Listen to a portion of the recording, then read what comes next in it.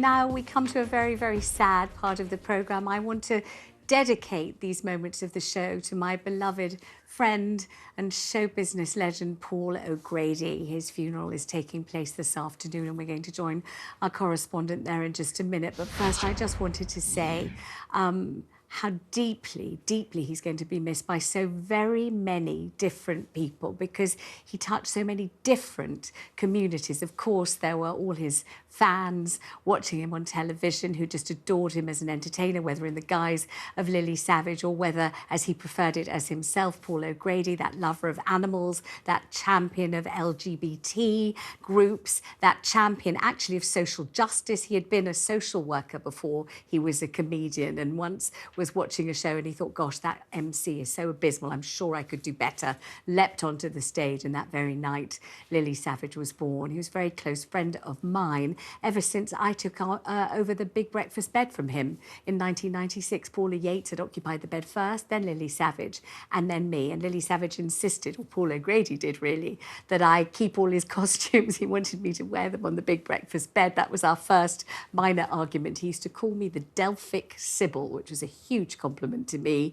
The Delphic Sibyl was an oracle, a very wise woman in ancient Greece, and that was one of his hallmarks. He used to give people very special pet names, and you know, when somebody looks at you and has a name that they call you that's especially for you, you can't help thinking that you must be their best friend in all of the world. And today at the funeral and watching the funeral and thinking about the funeral will be, I'm sure, thousands and thousands of people like me who consider Paul O'Grady to be one of their dearest, closest friends. I've got messages from him in my phone, this very phone, saying he was looking forward to some evenings of dissipation and debauchery with me. And my gosh, I can't tell you how much I was looking forward to spending them with him. He really was a brilliant man. I don't just mean a gifted comedian, but a well-read polymath, an intellectual giant, actually, although he wore his intellect and his education very, very lightly. He was fascinating. He was kind and considerate. He had an acerbic humour,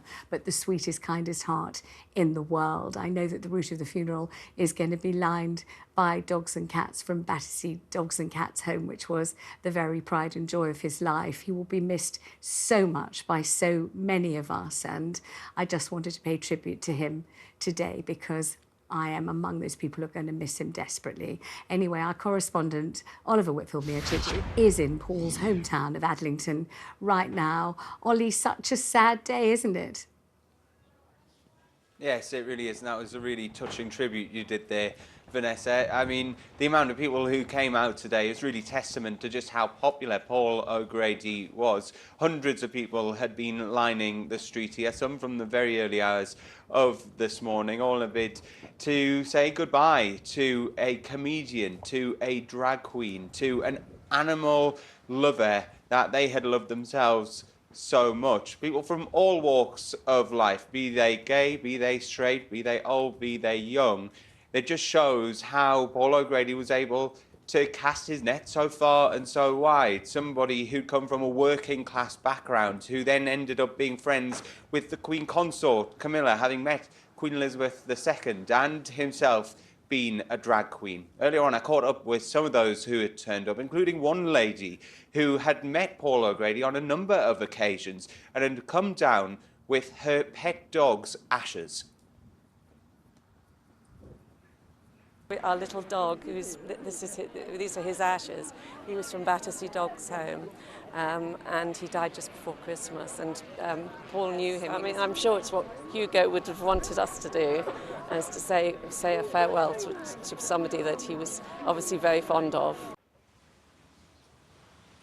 Now, the funeral service is being held in private. It's being attended by friends and families, celebrities as well.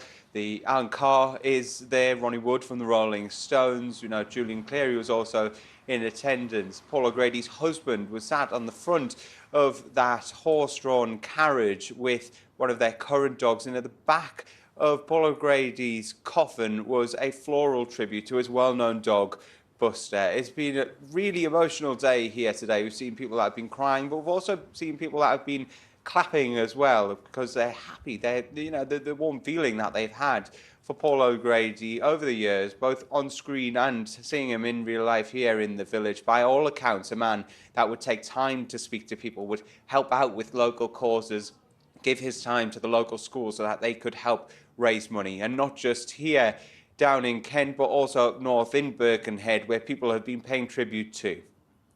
I think Paul O'Grady would laugh his head off if he could hear me say this, but and I really mean it. I'm not just saying it because I'm on the telly or because I've got to say something. I really do mean this. In all my years of broadcasting, there's a similarity between two individuals, and Paul would laugh, he really would laugh his head off and say, Vanessa, don't be ridiculous, but I truly mean this. Nelson Mandela and Paul O'Grady had a very, very special quality in common, and that was everybody who came in their orbit. So whether it was the person that took your coat as you checked in, whether it was the person, you know, giving you an ice cream from an ice cream van, selling you a cornetto or something, whether it was somebody who was just holding the coats as you went into the radio studio, everybody felt that Paul O'Grady noticed them, you know, treated them as a human being, one to another, had time for them. Time and time again in the last few weeks, people have talked about how somebody said, oh, can you phone my daughter and can you give her advice about showbiz, for example? I spoke to one lady who said that. And he didn't just phone, but he was on the phone for about 45 minutes. He didn't make people feel that he was doing them a favour. He didn't make people feel that he thought that he was, you know, more important or richer or more significant than anyone else. And he had time for absolutely everyone. He was a social worker, and that was absolutely at the forefront of his personality, to care deeply about other people, to like them, to find them interesting, to want to, you know, bring them cheer and joy. And that's exactly what he did. Ollie, thank you very much indeed for joining us. And please, God, may Paul O'Grady rest in peace, and lots of love to everybody thinking about him and mourning him today.